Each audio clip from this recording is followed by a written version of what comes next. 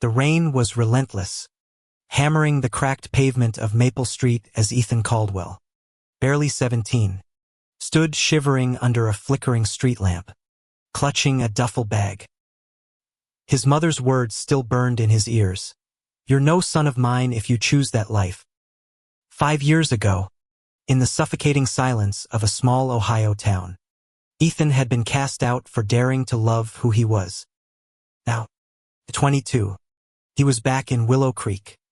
Not by choice, but by a desperate phone call that had dragged him from his new life in Chicago. The voice on the other end, his mother, Diane, broken and pleading, had said something about a baby, a mistake, and a need he couldn't ignore. Ethan's boots splashed through puddles as he approached the faded yellow house he'd once called home. The porch sagged under years of neglect, much like the family ties he'd left behind. He wasn't here to forgive. He was here to understand why. After all this time, Diane Caldwell needed him. 5 years earlier, Willow Creek had been a prison of whispers and judgment. Ethan, a lanky teenager with a sharp wit and a secret, had grown up in a town where church bells rang louder than compassion. His mother, a devout woman shaped by tradition, ran a small bakery and clung to the approval of her neighbors. His father, Tom, a mechanic with a temper, had left when Ethan was 10, leaving Diane to raise him and his younger sister, Lily, alone. Ethan had always been the dreamer, sketching cityscapes in his notebook, longing for a world beyond the cornfields. But when he came out as gay at 16, the town turned on him. Worse, so did Diane. The night it happened was etched into his soul. He'd sat at the kitchen table, heart pounding, and told her he was dating Jamie, a quiet boy from art class. Diane's face had crumpled, not with sadness but with fury. "This is a sin," she'd hissed, her voice trembling with shame. "You're throwing away everything we taught you." The argument escalated, her words slicing deeper until she pointed to the door. "Get out. Don't come back until you're fixed." Ethan, tears streaming, grabbed what he could and fled into the night, leaving behind a mother who chose dogma over her son. Chicago had saved him. He'd found a shelter for queer youth, then a job at a coffee shop, and eventually a tiny apartment shared with Jamie, who'd followed him a year later. They built a life together, small, messy, but theirs. Ethan studied graphic design at community college, his sketches turning into vibrant digital art. Jamie, now 23, with kind eyes and a knack for fixing things, worked as a carpenter. They were happy, or at least as happy as two kids who'd been bruised by the world could be. But Willow Creek lingered in Ethan's dreams, a wound that never quite healed. The call came on a Tuesday. Ethan was sketching a logo for a client when his phone buzzed with an Ohio number. He almost ignored it, but curiosity won. Diane's voice was unfamiliar, fragile. "Ethan, I need you. It's about Lily. And there's a baby." She wouldn't say more, only that he had to come home. Jamie urged him to go, sensing the closure Ethan had avoided for years. So here he was, standing on the porch, the weight of 5 years pressing against his chest. He knocked. The door creaked open, revealing Diane. She was thinner, her brown hair streaked with gray, her eyes hollow. "Ethan," she whispered, stepping aside. The house smelled of stale coffee and regret. In the living room, a bassinet sat awkwardly by the couch, a tiny baby wrapped in a blue blanket. Ethan's breath caught. "Whose?" he started, but Diane cut him off.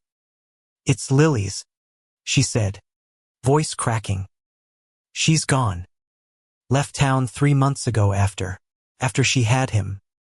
She couldn't handle it." Ethan's mind reeled. Lily, his little sister, now 19, had been 14 when he left. He hadn't known she was pregnant. Hadn't known she was struggling. "Why me?" he asked, his voice sharp. Diane's eyes dropped. "Because I can't do this alone. And you're all I have left." Ethan wanted to scream. 5 years ago, she'd thrown him out for being himself. And now she expected him to fix her mess. But the baby stirred, letting out a soft cry, and something in Ethan softened. He looked at the tiny face, so much like Lily's, and felt a pull he couldn't explain. This wasn't just about Diane. This was about a child who, like him, had been left behind. He stayed that night, sleeping on the couch, the baby's cries waking him every few hours. Diane was a ghost, moving through the house, offering little explanation. Over the next few days, Ethan pieced together the story. Lily had fallen in with a rough crowd after he left. She'd gotten pregnant by a drifter who vanished before the baby was born. Diane, overwhelmed and ashamed, had tried to help, but Lily ran, leaving her newborn son, Noah, with a mother who could barely care for herself. Ethan called Jamie, who arrived 2 days later, his pickup truck rattling into Willow Creek. "You don't have to do this," Jamie said, his hand on Ethan's shoulder. But Ethan wasn't sure. Noah needed someone, and Diane was unraveling. The town, too, hadn't changed. Neighbors whispered as Ethan and Jamie walked to the store, their hands brushing but not daring to hold. Willow Creek still judged, still rejected. Yet Ethan felt a strange resolve. He wasn't the scared kid who'd left. He was stronger now, and maybe, just maybe, he could rewrite this story. By the end of the week, Ethan made a choice. He'd stay, at least for now, to care for Noah. Not for Diane, but for the baby who deserved better than abandonment. Jamie agreed to stay too, though they both knew it meant facing a town that had once broken Ethan. As he held Noah, feeding him a bottle under the dim kitchen light, Ethan wondered if this was redemption or punishment. Either way, he was here, and he wasn't running again. The days in Willow Creek blurred into a haze of formula bottles and sleepless nights. Ethan, now 22, found himself adapting to a rhythm he never expected, changing diapers, soothing Noah's cries, and navigating the tense silence with Diane. The house felt like a museum of his past, faded photos of him and Lily on the mantel, his old sketchbooks tucked in a corner, gathering dust. Jamie, ever steady, took to fixing the sagging porch, his hammer echoing through the quiet mornings. But the town's eyes were always on them, a constant reminder that Willow Creek hadn't softened in 5 years. Ethan's anger toward Diane simmered beneath the surface. She moved through the house like a shadow, offering half-hearted instructions about Noah's schedule but avoiding any real conversation. One night, as Ethan rocked Noah to sleep, he confronted her. "Why didn't you call me when Lily got pregnant?" he asked, his voice low but sharp. Diane sat at the kitchen table, her hands twisting a dish towel. "I didn't know how," she admitted. "After you left, I thought you were better off without us." Ethan's jaw tightened. "You mean after you kicked me out?" The words hung heavy. Diane's eyes welled up, but she didn't argue. Instead, she told him about Lily's spiral, how she'd dropped out of high school, fallen in with a group of kids who partied too hard, and met the drifter, Caleb, who'd promised her the world and left her with nothing but a baby. Diane had tried to help, but her own grief and shame had driven a wedge between them. "She hated me," Diane whispered. "Just like you did." Ethan didn't correct her. He wasn't sure he didn't still hate her. But Noah's weight in his arms grounded him, a tiny anchor in the storm of his emotions. Jamie, sensing the tension, became Ethan's rock. They'd lie awake in the guest room, whispering about their life in Chicago, about whether they could really make this work. "We can't stay forever," Jamie said one night, his voice gentle but firm. "This place, it's not good for you." Ethan nodded, but the thought of leaving Noah gnawed at him. The town's hostility didn't help. At the grocery store, Mrs. Hargrove, a church friend of Diane's, stared openly at Ethan and Jamie, her lips pursed. "Heard you're back," she said, her tone dripping with judgment. "Hope you're not causing trouble again." Ethan's fists clenched, but Jamie's hand on his arm steadied him. "We're just here for family," Jamie said, his voice calm but unyielding. Mrs. Hargrove huffed and walked away, leaving Ethan seething. He remembered her from 5 years ago, whispering to Diane after church, fueling the fear that had led to his exile. Yet there were glimmers of hope. At the local library, Ethan met Sarah, a 30-year-old librarian with a warm smile and a rainbow sticker on her laptop. She'd moved to Willow Creek a year ago, an outsider who'd faced her own share of whispers for being openly bisexual. "This town's stuck in the 80s, she told Ethan over coffee, her voice wry. "But there's a few of us trying to change that." She invited him to a small LGBTQ+ support group that met in secret at the community center. Ethan hesitated but promised to think about it. He wasn't ready to trust Willow Creek again. Noah, though, was a different story.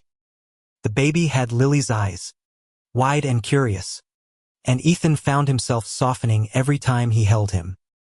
He'd sing softly to Noah, old lullabies he remembered from childhood, and Jamie would join in, his voice low and warm. They took turns pushing Noah's stroller through the park, ignoring the stares from passers-by. For the first time, Ethan felt a sense of purpose here, a reason to stay despite the pain. But Diane's fragility was a growing problem. She'd disappear for hours, claiming she was at the bakery, but Ethan found empty wine bottles in the trash. One evening, she stumbled in, her words slurring, and Ethan snapped. "You begged me to come back, and now you're falling apart," he demanded. Diane sank into a chair, sobbing. "I don't know how to fix this," she said. "I lost you. I lost Lily. And now I'm failing Noah." Ethan wanted to walk away, but Jamie's quiet presence reminded him why he'd stayed. This wasn't just about Diane's redemption, it was about Noah's future.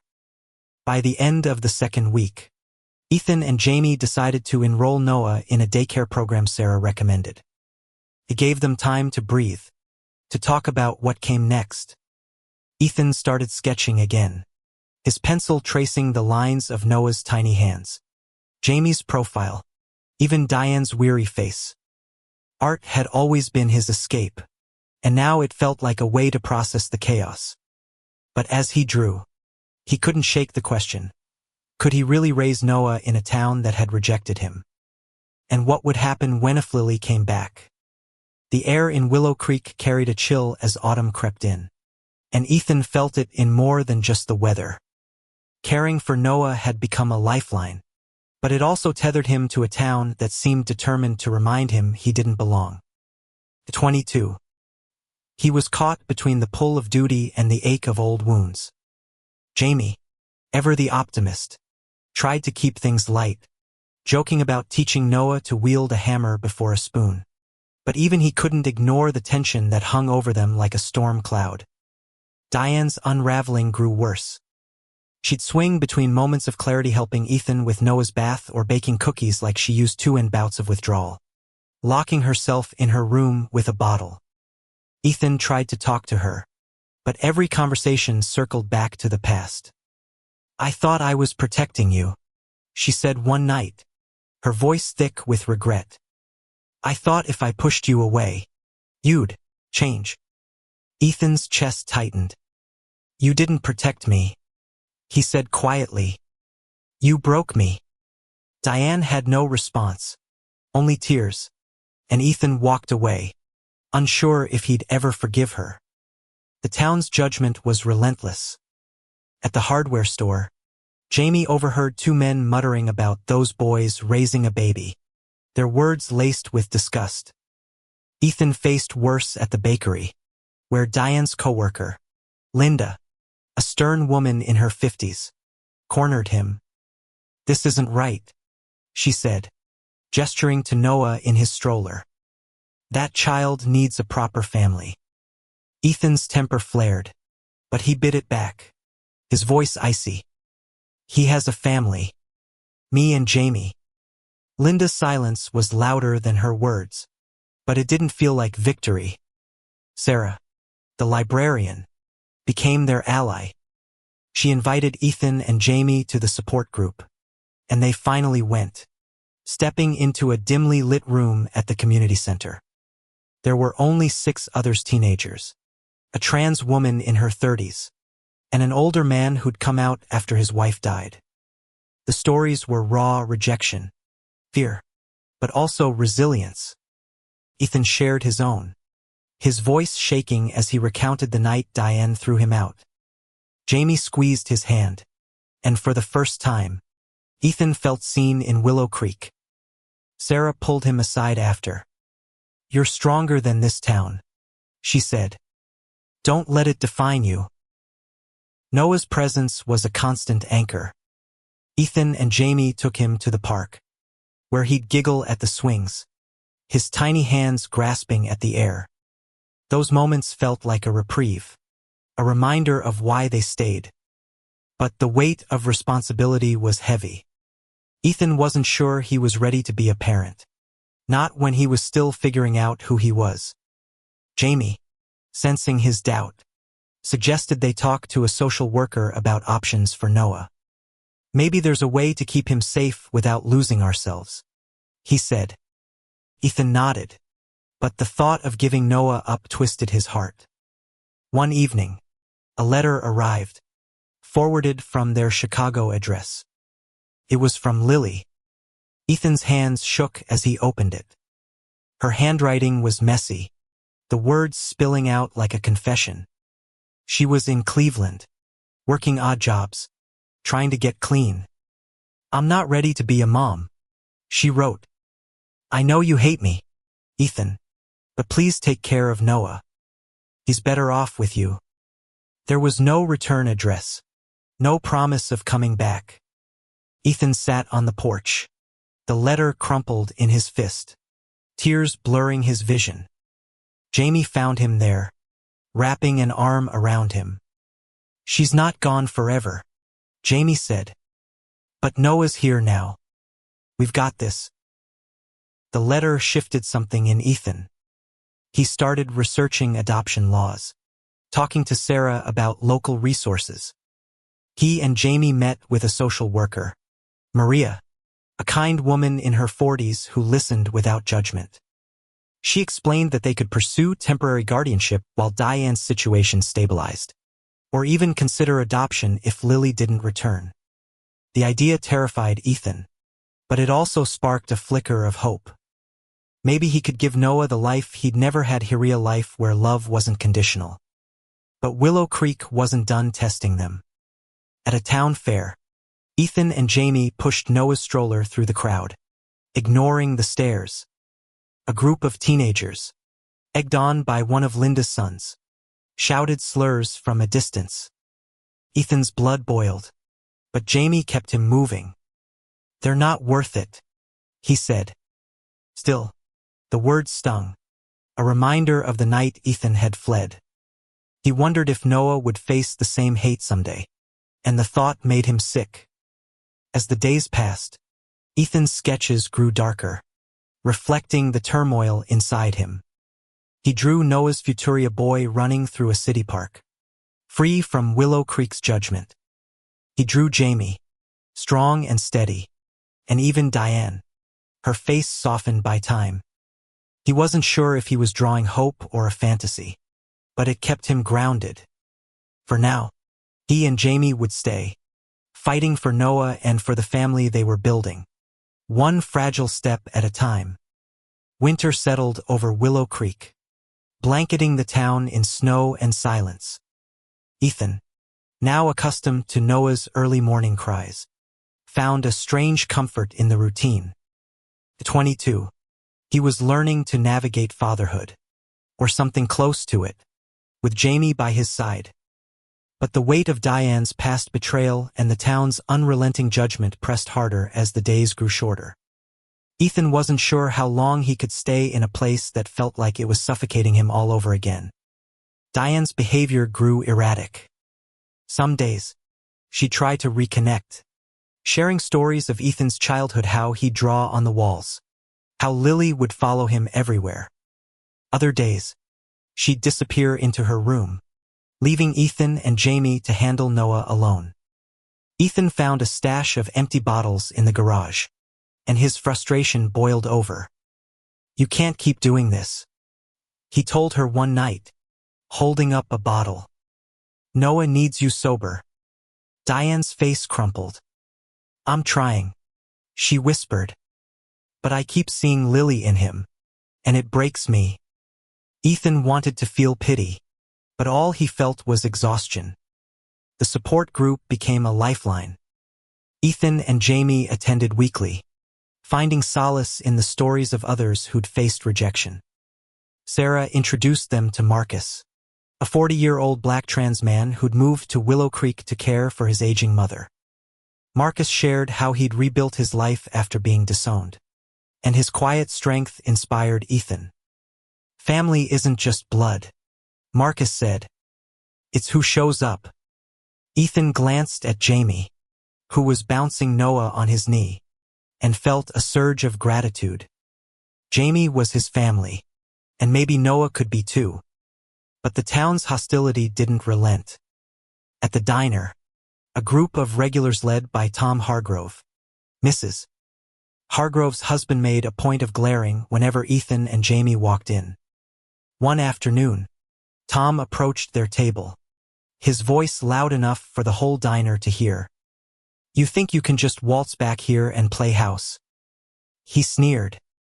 Ethan's heart raced, but Jamie stood, his carpenter's frame imposing. "We're not here for you," Jamie said, his voice steady.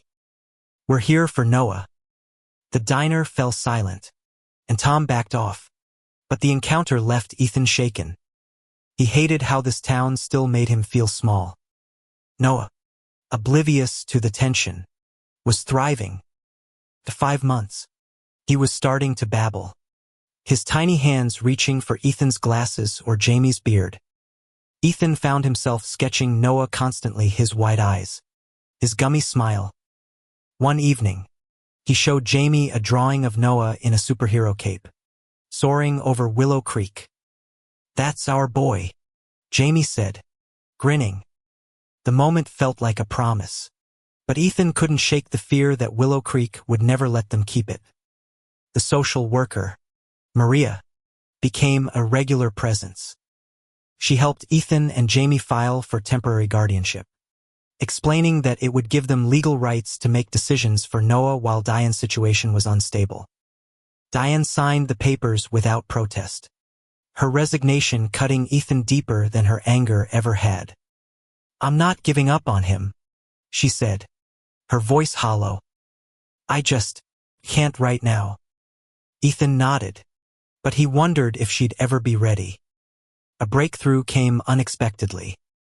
Sarah organized a small pride event at the library, a quiet gathering with rainbow flags and homemade cookies. Ethan and Jamie brought Noah, expecting a low-key evening. But word had spread, and a dozen townsfolk showed up, some curious, some supportive, a few hostile. Linda's son, Derek, now 20, stood outside with a friend, shouting slurs until Sarah called the sheriff. To Ethan's surprise, the sheriff, a gruff man named Carl, escorted Derek away. "Times are changing," Carl said gruffly. "Not everyone's happy about it, but I'm not here for trouble." It wasn't acceptance, but it was a start. Ethan started to see cracks in Willow Creek's armor. A few neighbors, like Mrs. Patel, who ran the corner store, began to soften. She'd slip extra diapers into their bags, waving off payment. "You're good boys," she'd say, her accent thick. Ethan wasn't sure he believed her, but the gesture warmed him. He and Jamie began to dream of a future for Noah, one where they could stay, not as outsiders, but as part of something new. Still, the past lingered. Ethan found an old photo of him and Lily, arms around each other at a county fair. He wondered where she was, if she'd ever come back. He wrote her a letter, care of the Cleveland address, pouring out his fears and hopes for Noah. He didn't expect a reply, but sending it felt like a release. As he sealed the envelope, Noah giggled in his crib, and Ethan smiled. For now, this was enough. Spring brought tentative warmth to Willow Creek. But for Ethan, the thaw was more than just seasonal. At 22, he was settling into a fragile rhythm with Noah, Jamie, and even Diane, though trust remained a distant hope. The guardianship papers were finalized, giving Ethan and Jamie legal responsibility for Noah, now 6 months old and bursting with energy. But the town's undercurrent of judgment and Diane's instability kept Ethan on edge, torn between his growing love for Noah and the scars of his past. Diane's efforts to stay sober were inconsistent. She'd go days without drinking, helping with Noah's laundry or cooking dinner, only to slip back into old habits. One morning, Ethan found her passed out on the couch, an empty bottle of vodka tucked under a cushion. He didn't yell this time, he was too tired. Instead, he called Maria, the social worker, who suggested a rehab program. Diane resisted, insisting she could handle it. But Ethan saw the truth. She was drowning, and Noah deserved better. "You need help, Mom," he said, the word mom feeling foreign on his tongue. Diane nodded, tears streaming, and agreed to a 30-day program. It was a start, but Ethan wasn't holding his breath. The support group grew, a quiet rebellion against Willow Creek's conservatism. Sarah and Marcus organized a fundraiser to keep the community center open, and Ethan volunteered his graphic design skills, creating flyers with bold colors and hopeful slogans. Jamie, meanwhile, fixed the center's leaky roof, earning reluctant nods from locals who'd once shunned him. The event drew a small crowd, mostly younger folks and a few curious parents. Ethan felt a spark of pride as he watched Noah, strapped to Jamie's chest, cooing at the rainbow balloons. But not everyone was pleased.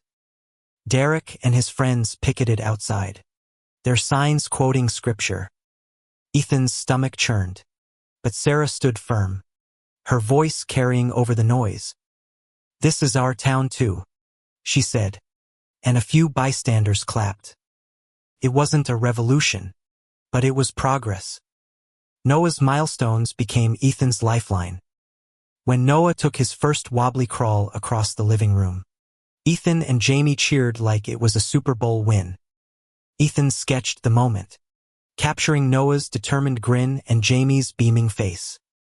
He sent the drawing to Lily, along with another letter, hoping she'd respond. The silence from Cleveland was deafening, but Ethan refused to give up. He wanted Noah to know his mother, even if she wasn't ready to be one. The town's resistance persisted. At the bakery, Linda confronted Ethan again, her voice low but venomous. "You're confusing that child," she said, pointing to Noah in his stroller. "He'll grow up wrong with you too." Ethan's hands shook, but he met her gaze.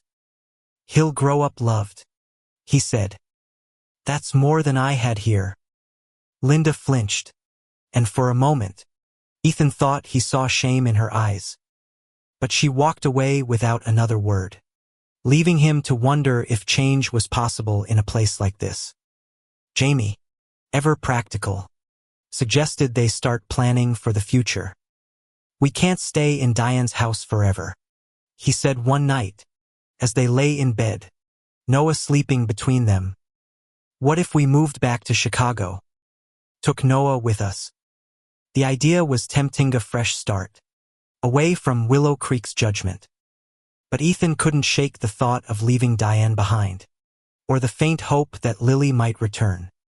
He wasn't ready to give up on his family, broken as it was. A surprise came in the form of Mrs. Patel, who invited Ethan and Jamie to dinner at her small apartment above the store. Over spicy curry, she shared her own story how her daughter, Priya, had come out as lesbian and faced rejection from their extended family. I didn't understand at first, Mrs. Patel said, her eyes soft. But love is love. You're doing right by Noah. The meal felt like a blessing, a reminder that not everyone in Willow Creek was against them. Ethan's sketches evolved, reflecting his shifting perspective.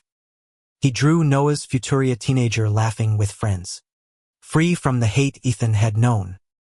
He drew Jamie and himself, older, watching Noah grow. And, for the first time, he drew Diane not as the woman who'd hurt him, but as someone trying to heal. The act of drawing felt like forgiveness, or at least the beginning of it. As Diane's rehab start date approached, Ethan felt a mix of relief and dread. He wanted her to get better, but he also feared what would happen if she didn't. Noah was his world now, and the thought of losing Heimer failing him was unbearable. Jamie, sensing his worry, pulled him close one night. "We're in this together," he said. "No matter what." Ethan nodded, clinging to the promise as spring bloomed around them, hinting at a future they might yet build. Summer hummed through Willow Creek, the air thick with heat and the buzz of cicadas.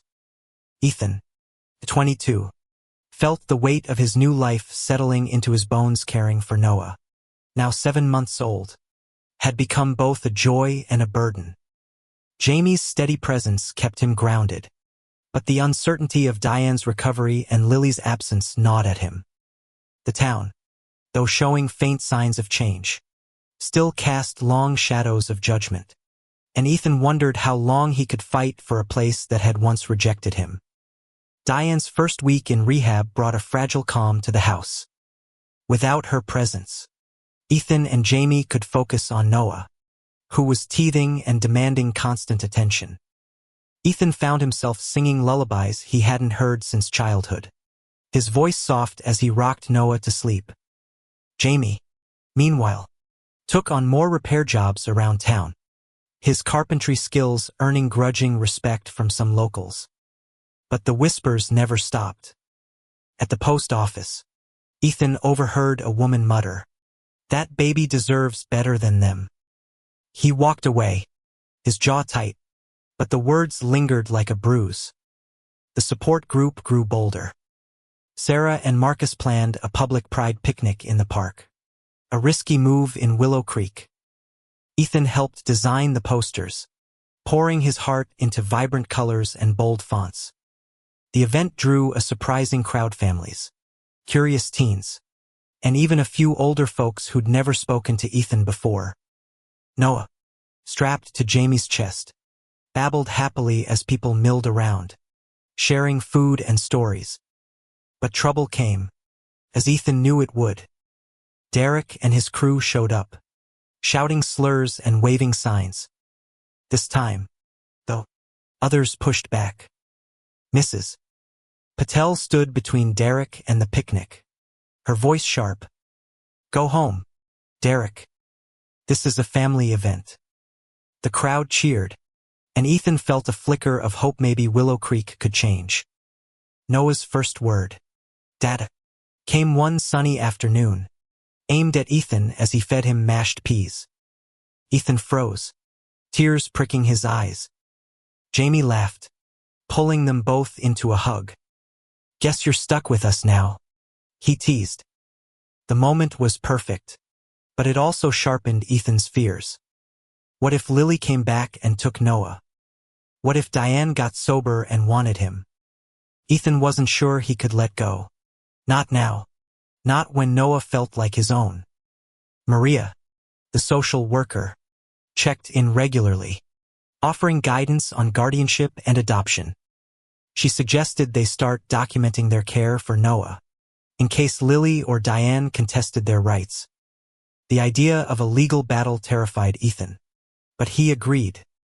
He and Jamie began keeping a journal, noting Noah's milestones, their daily routines, and even the challenges with the town.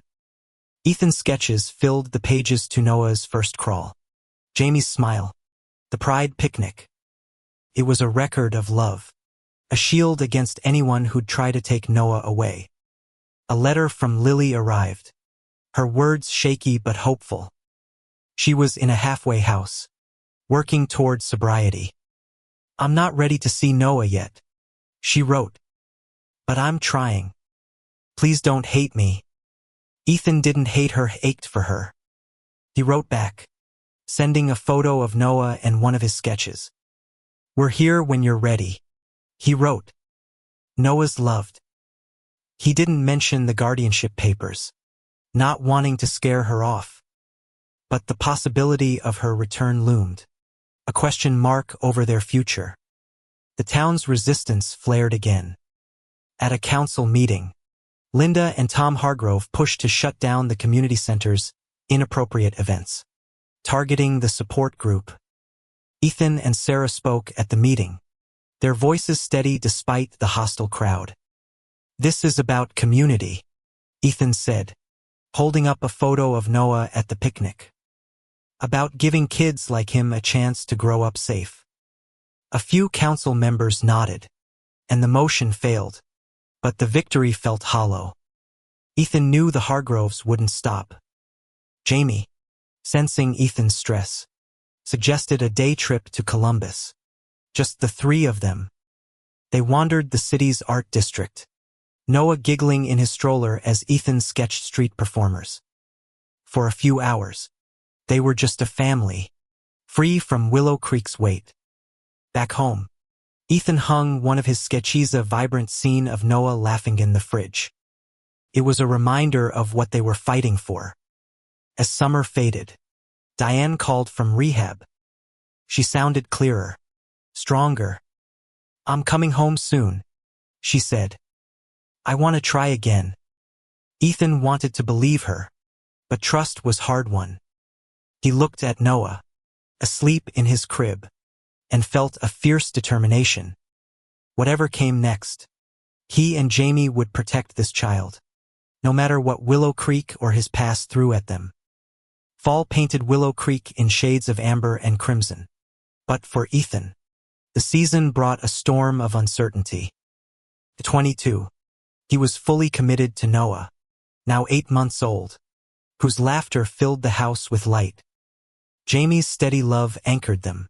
But Diane's impending return from rehab and the town's persistent hostility made Ethan question how long they could stay. The guardianship papers gave them legal ground, but the emotional terrain was far shakier. Diane came home on a crisp October morning, her face brighter but still etched with guilt. She hugged Ethan tentatively, her arms stiff, as if afraid he'd pull away. "I'm trying," she said, her voice soft. "I want to be better for Noah." Ethan nodded, unsure what to feel. He wanted to believe her, but the memory of her throwing him out at 17 lingered like a scar. Jamie, ever the peacemaker, suggested they give her a chance. "She's family," he said. "Let's see if she can show up." Ethan agreed, but his guard stayed up. The house dynamics shifted with Diane back. She took small steps making Noah's bottles, reading him stories, but Ethan watched her closely, waiting for a slip. One night, she cooked dinner, a simple pasta dish, and they sat together, an awkward family of 4.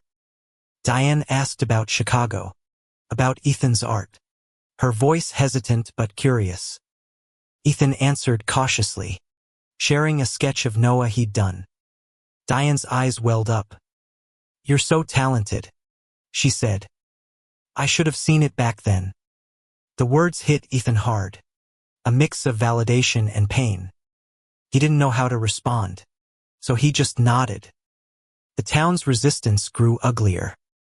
The Hargroves rallied a petition to protect family values, targeting the community center's pride events. Ethan and Sarah fought back, organizing a counterpetition with Marcus and Mrs. Patel. They collected signatures door to door, and to Ethan's surprise, some neighbors signed people who'd once avoided him. A young couple, the Millers, invited Ethan and Jamie over for coffee, apologizing for staying silent when Ethan was kicked out. "We were wrong, Mr. Miller said. "Noah's lucky to have you." The gesture was small, but it felt like a crack in Willow Creek's armor. Noah's first birthday loomed, a milestone that filled Ethan with both joy and dread. He and Jamie planned a small party, inviting Sarah, Marcus, and Mrs. Patel. Diane helped decorate, stringing up rainbow balloons with a shaky smile.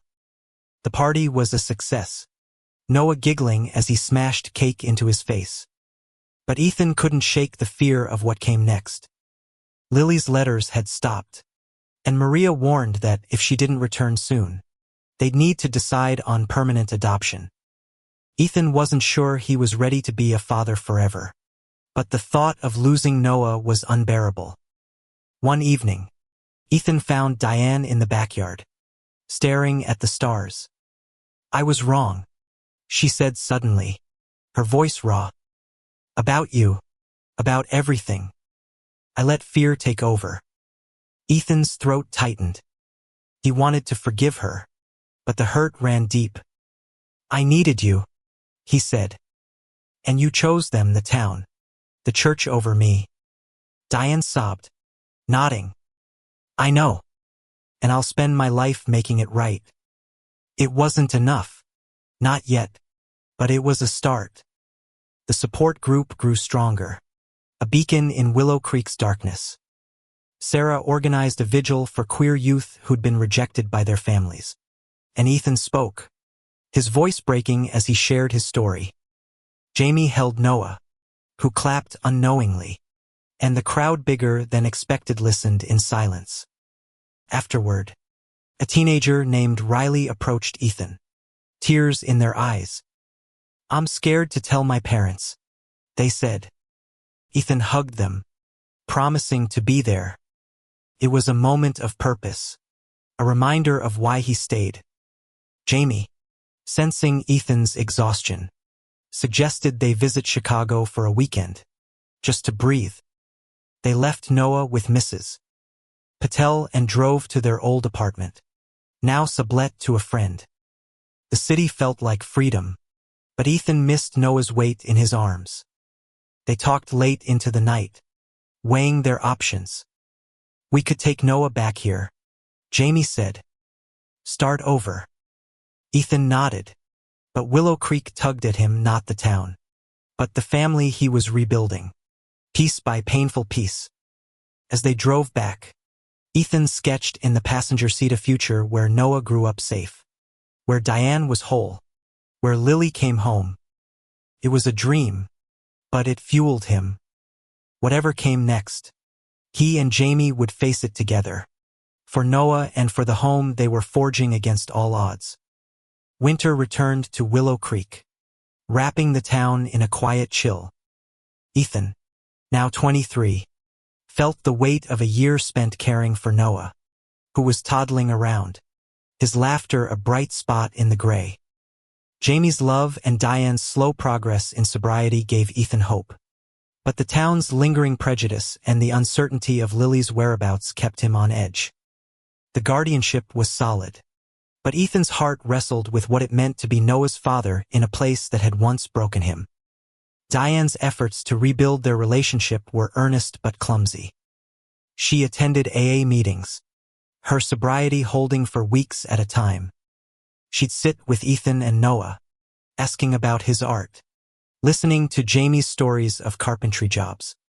One evening, she gave Ethan a box of his old sketchbooks, saved from when he was a teenager. I couldn't throw them out, she said, her voice soft. Ethan flipped through the pages, seeing his younger self's dream cities. Freedom. Love. Thank you, he said, his voice thick. It wasn't forgiveness, but it was a step. The town's divide grew sharper. The Hargroves petition gained traction, and a town hall meeting was called to discuss community standards. Ethan and Sarah prepared to fight, gathering allies like Marcus, Mrs. Patel, and the Millers. At the meeting, Ethan stood, Noah in his arms, and spoke. I came back for my family, he said, his voice steady. Noah deserves a home where he's loved, not judged.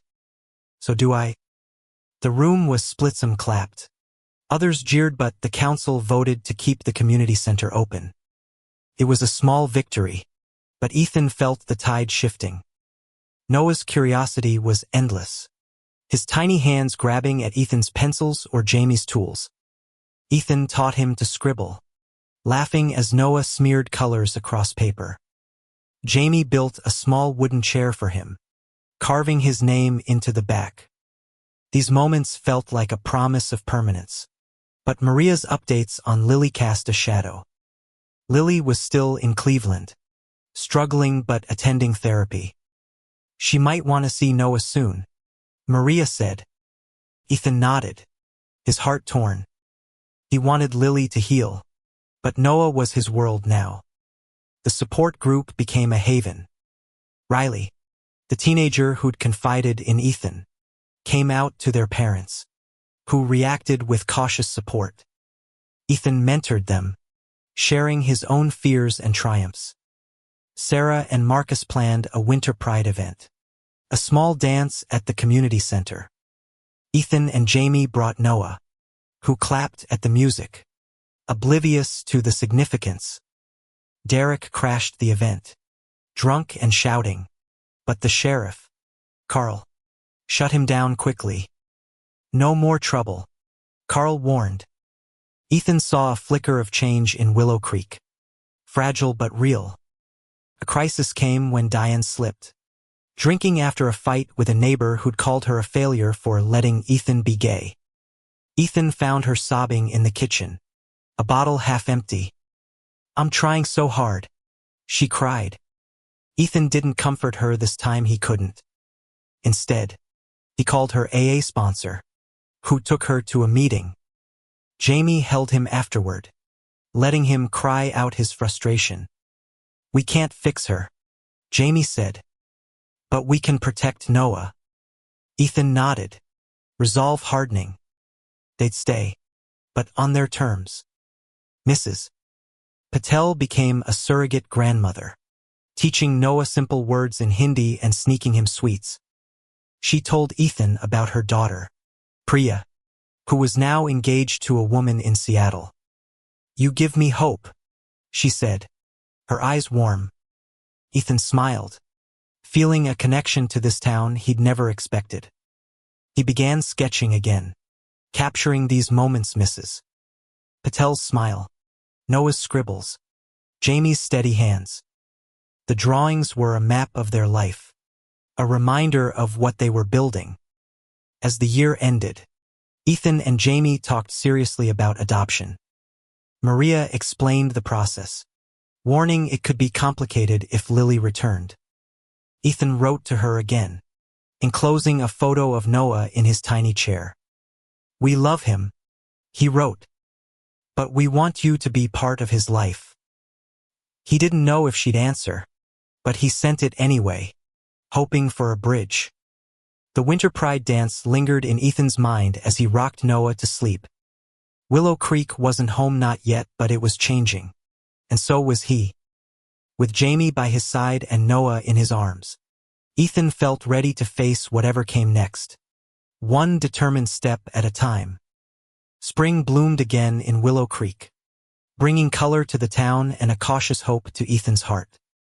At 23, he was more certain than ever that Noah, now a lively 18-month-old, was his purpose. Jamie's unwavering support and Diane's fragile sobriety created a delicate balance. But the specter of Lily's potential return and the town's lingering prejudice kept Ethan vigilant. He was no longer the scared teenager who'd fled. He was a man fighting for his family, whatever form it took. Diane's progress was slow but steady. She'd been sober for 3 months, attending AA meetings and even helping at the community center. She and Ethan had cautious conversations, tiptoeing around the past. One evening, she gave him a letter she'd written in rehab, apologizing for the night she kicked him out. "I was scared," she wrote. "I thought I was saving you, but I lost you instead."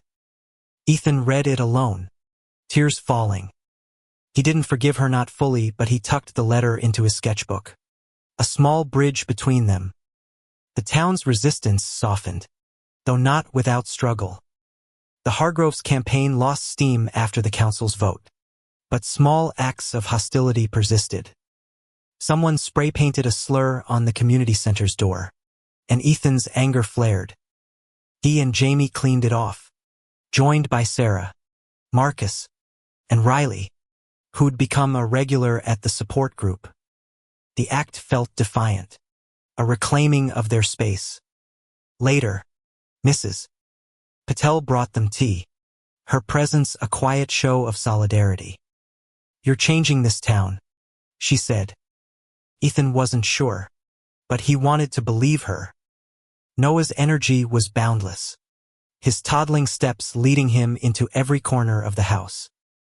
Ethan and Jamie took him to the park daily, where he'd chase butterflies or splash in puddles. Ethan sketched these moments, filling a new notebook with Noah's joy. One afternoon, a woman approached them, Mrs.